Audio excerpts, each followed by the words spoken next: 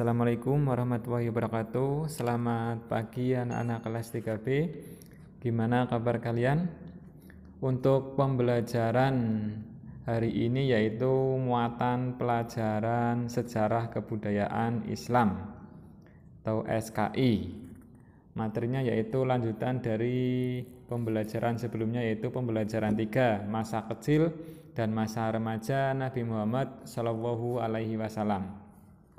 Untuk materi hari ini yaitu silsilah Nabi Muhammad Shallallahu Alaihi Wasallam. Pada hari Senin 12 Rabiul Awal atau 20 April 571 Masehi, lahir bayi dari rahim Aminah hasil perjuangan sendiri dari Aminah.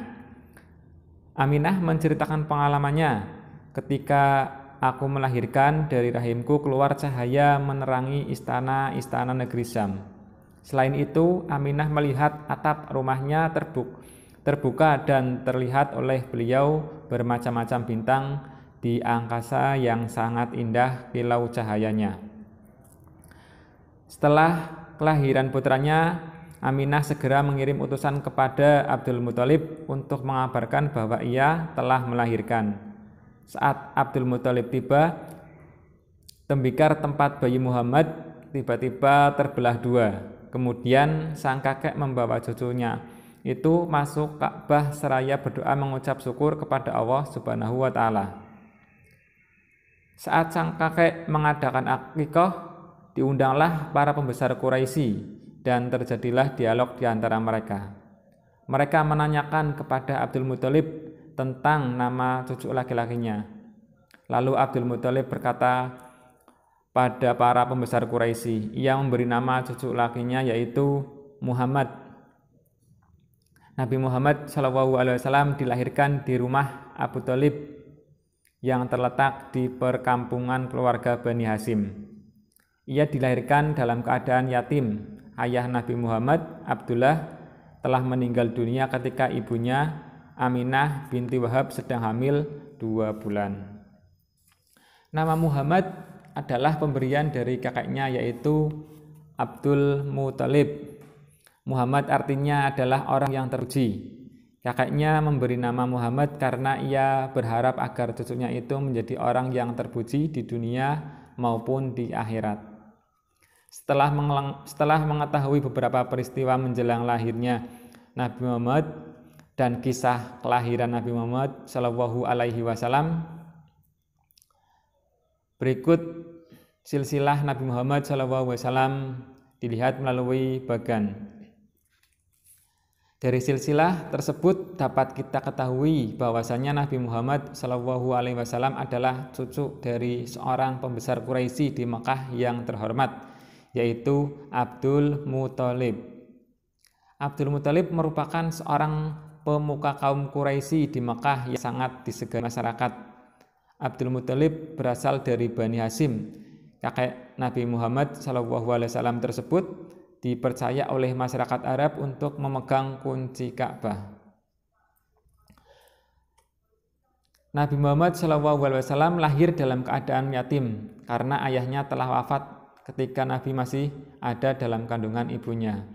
Nabi Muhammad ketika masih bayi diasuh oleh seorang wanita dari Bani Sa'ad bernama Halimah. Setelah beberapa tahun kemudian, Nabi Muhammad diasuh oleh keluarganya. Berikut kisah pengasuhan Nabi Muhammad ketika masih kecil. Yang pertama, pengasuhan awal Nabi Muhammad SAW. Orang Quraisy di Mekah memiliki kebiasaan menyusukan atau menitipkan bayi-bayi mereka kepada wanita Badiyah. Mereka berasal dari dusun yang jauh dari Mekah dan berada di daerah pedesaan. Tujuannya yaitu agar bayi-bayi mereka dapat menghirup udara segar dan terhindar dari penyakit. Selain itu, agar bayi-bayi mereka dapat berbicara dengan bahasa yang baik dan fasih. Demikian pula halnya Nabi Muhammad SAW setelah dilahirkan oleh ibunya. Muhammad disusui oleh Suwaibah al-Aslamiyah selama 3 hari. Suwaibah adalah pelayan paman Muhammad yang bernama Abu Lahab. Kemudian Muhammad kecil diserahkan oleh ibunya kepada seorang wanita Badiyah yang bernama Halimatus Sa'diyah dari Bani Sa'ad, kabilah Hawazin. Tempat tinggalnya tidak jauh dari kota Makkah. Di perkampungan Bani Sa'ad inilah Muhammad diasuh dan dibesarkan. Pada mulanya Muhammad akan tinggal dengan Halimah selama 2 tahun. Kemudian dengan permintaan Halimah supaya Muhammad diizinkan tinggal 2 tahun lagi bersama dia. Maka permintaan Halimah ini diizinkan oleh Aminah, ibu dari Nabi Muhammad Sallallahu Alaihi Wasallam. Sehingga tinggallah Muhammad kecil dengan Halimah selama 4 tahun. Di perkampungan Bani Sa'ad, Muhammad tumbuh menjadi seorang anak yang cerdas dan berbahasa Arab fasih. Ia juga memiliki sikap yang periang dan penyayang.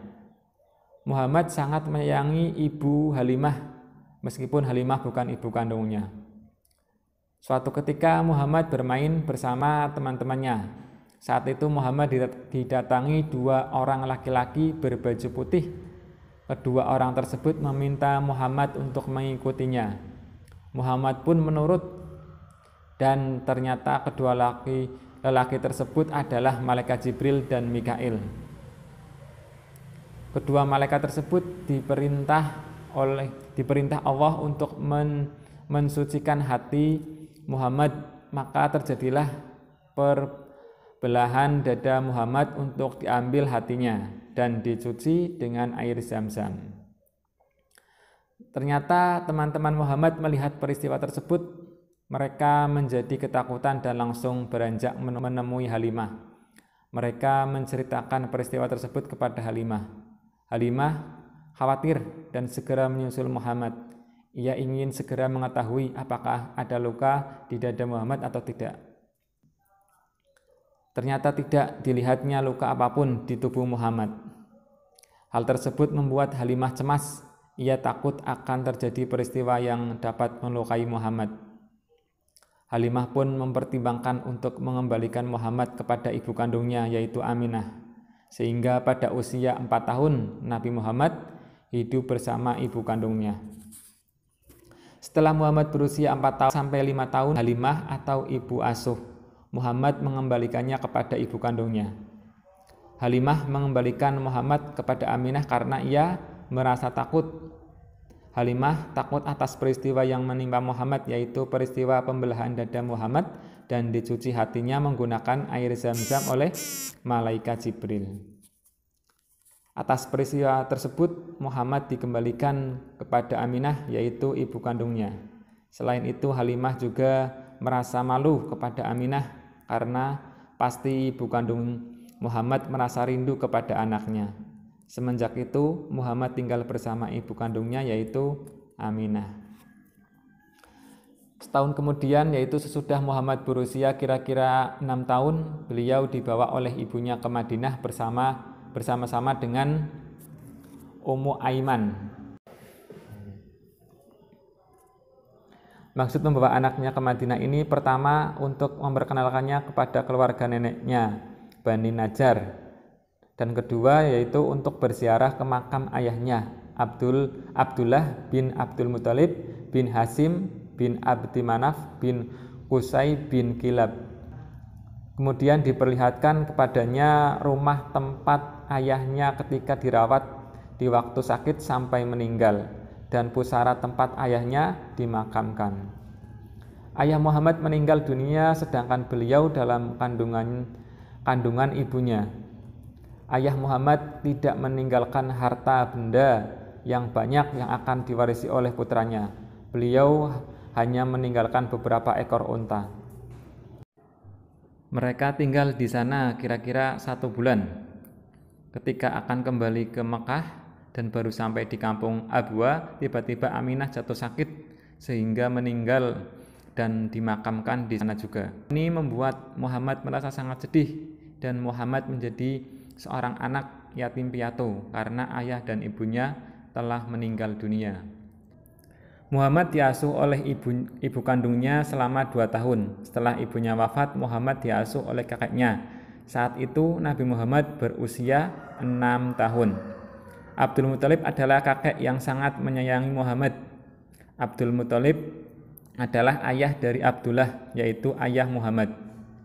Orang yang telah memberikan nama Muhammad adalah Abdul Muthalib, yaitu kakeknya.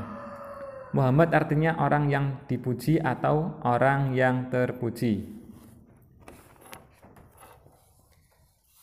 Sebelum Abdul Muthalib wafat, ia berwasiat kepada salah seorang anaknya bahwa pengasuhan Muhammad diberikan kepada pamannya yang bernama Abu Thalib.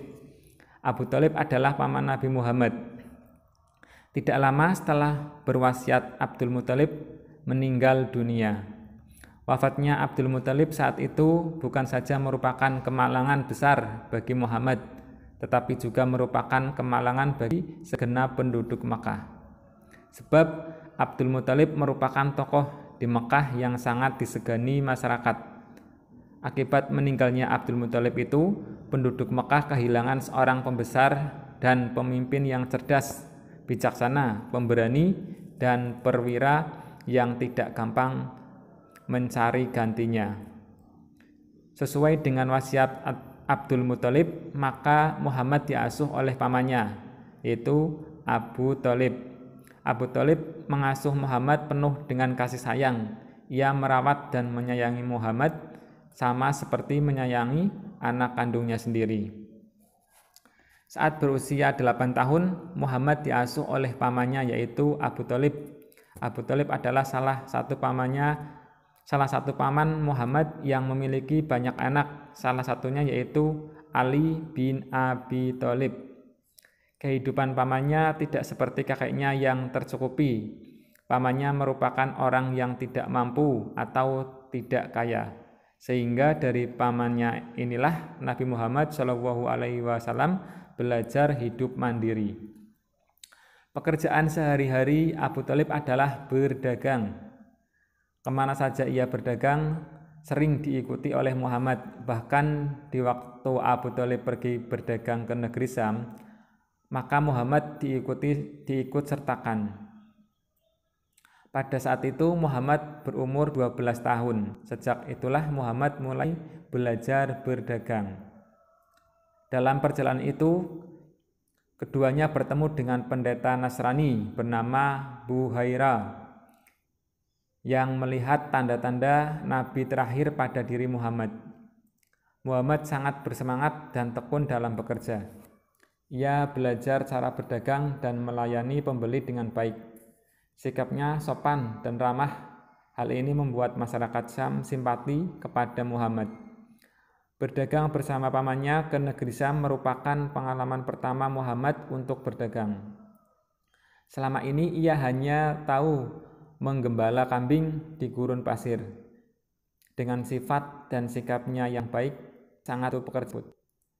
Tiap langkah yang dikerjakan oleh Muhammad sejak kecil pasti benar karena senantiasa terjaga dan dibimbing oleh Allah Subhanahu wa Ta'ala. Beliau benar-benar memiliki akhlak yang mulia sesuai dengan tugasnya. Sebagaimana sabdanya yang artinya, sesungguhnya saya diutus ke dunia untuk menyempurnakan akhlak yang mulia. Hadis riwayat Baihaqi. Cukup sekian untuk pembelajaran hari ini.